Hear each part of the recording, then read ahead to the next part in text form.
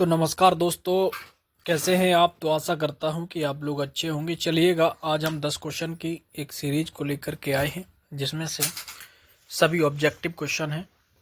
इन सभी के 4 ऑप्शन दिए गए हैं, जिसमें से एक ऑप्शन सही है और सही ऑप्शन को चुनना है। तो देखिएगा, पहला क्वेश्चन आज का, मानव नेत्र के किस भाग पर किसी वस्तु का प्रतिबिंब बनाते हैं।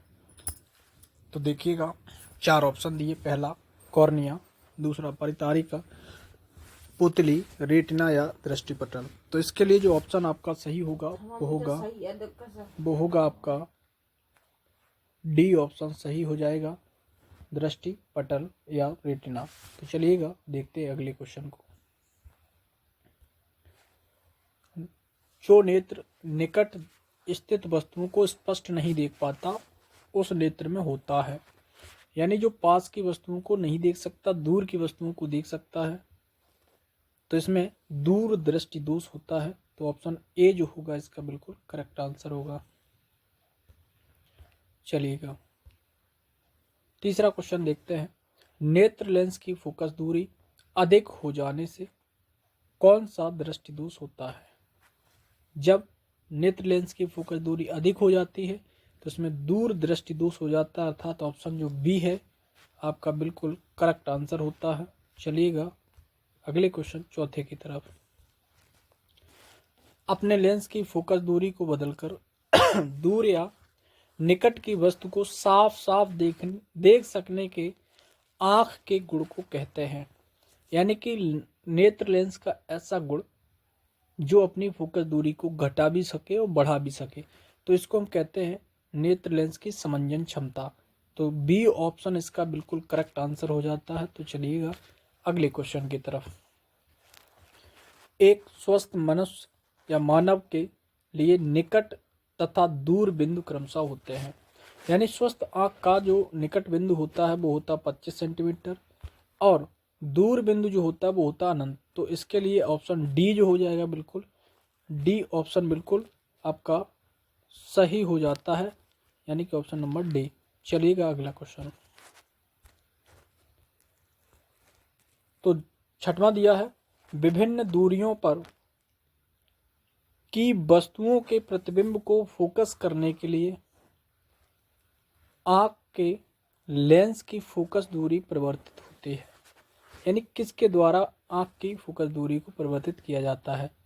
तो इसके लिए जो ऑप्शन सी है, सिलियरली पेशियों द्वारा, जिन्हें हम पक्षमापी पेशियां भी कहते हैं। तो इसके लिए ऑप्शन जो होगा सी आपका बिल्कुल करेक्ट आंसर।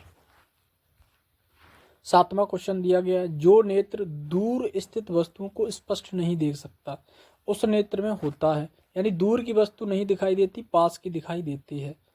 तो इसके लिए निकट दृष्टि दोष हो जाता है। निकट दृष्टि दोष यानी कि बी ऑप्शन इसका बिल्कुल करेक्ट आंसर होता है। आठवां क्वेश्चन दिया गया है, नेत्र की समंजन क्षमता कम हो जाने से उत्पन्न होता है।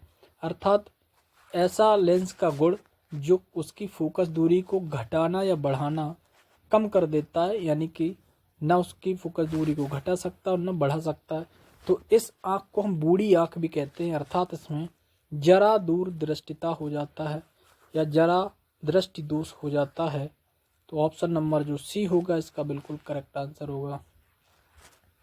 नौवां क्वेश्चन देखते हैं, इंद्रधनुष का बनना परिघटना पर आधारित है।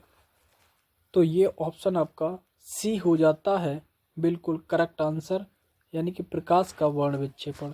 इंद्रधनुष का बनना क्या होता है कि जब श्वेत प्रकाश का वर्ण विक्षेपण होता है, यानी कि 7 वर्णों में अलग अलग विभाजित होता है, तो इंद्रधनुष दिखाई पड़ता है। तो इसके लिए ऑप्शन सी बिल्कुल करेक्ट आंसर हो जाता है। चलिएगा अगले क्वेश्चन की ओर।